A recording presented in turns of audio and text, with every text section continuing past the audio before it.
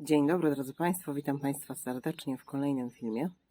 Dzisiaj sobie pomyślałam, że zrobimy sobie takie trochę porównanie dwóch aparatów z dwóch spacer zoomami, bo to jest, myślę, naturalne, że użytkownicy Micro 4/3 często rozważają, czy nabyć sobie pełną klatkę i wydaje mi się, że Z5 jest też takim z jakiegoś powodu naturalnym wyborem.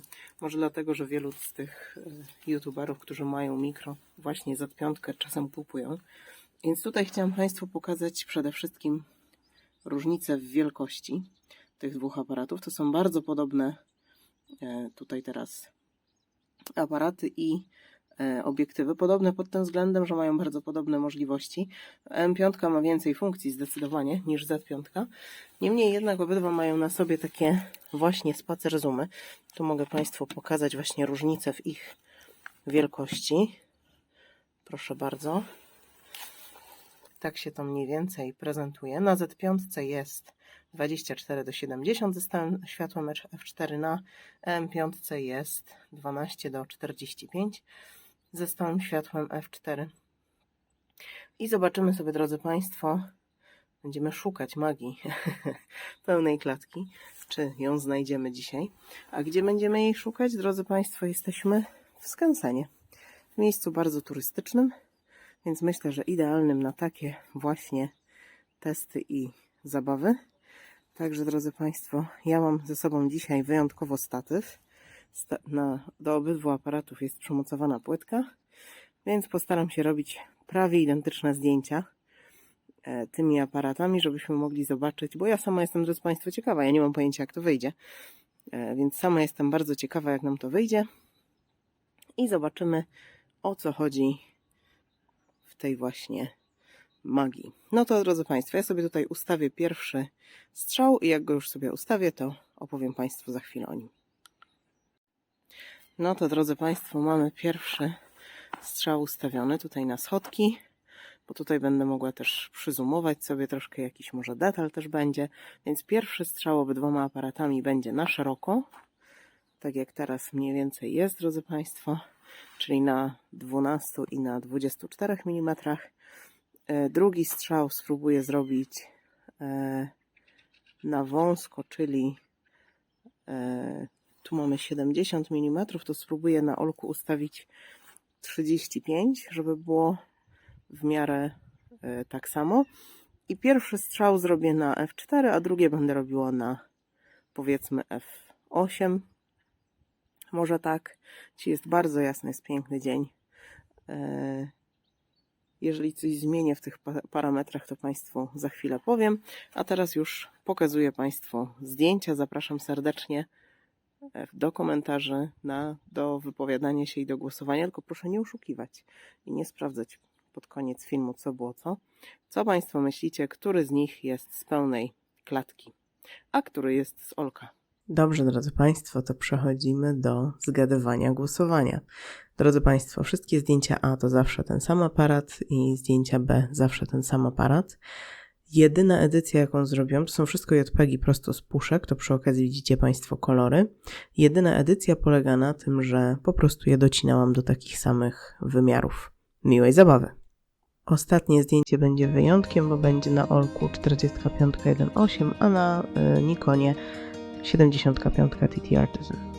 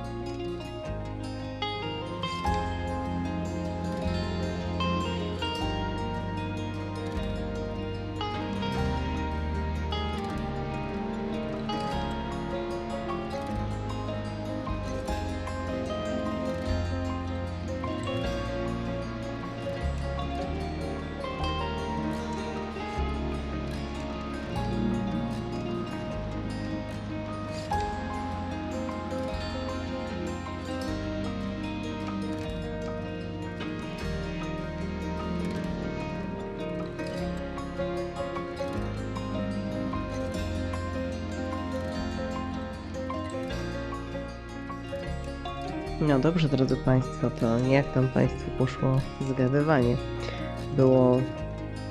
Różnice były tak duże, jak się Państwo spodziewaliście, czy może były mniejsze niż się spodziewaliście, albo w ogóle nie spodziewaliście się niczego i tak jak ja z ciekawości chcieliście zobaczyć, jak to wygląda. No więc już mogę Państwu powiedzieć, że wszystkie zdjęcia A to były zdjęcia z Nikona, a wszystkie zdjęcia B to były zdjęcia z Olka. I powiem Państwu, do jakich ja sobie wniosków z wielką radością doszłam, że tak naprawdę te różnice są dość niewielkie.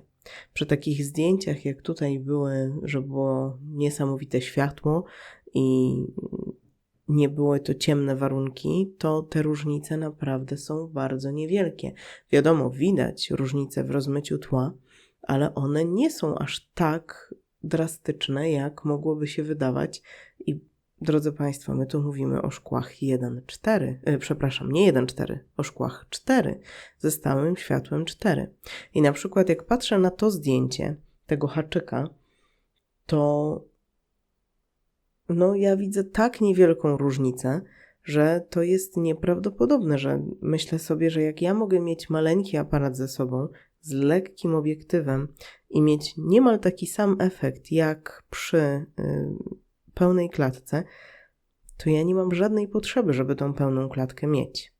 Powiem Państwu, w czym widziałam różnicę i to było przy edycji i też to widać na niektórych JPEG-ach.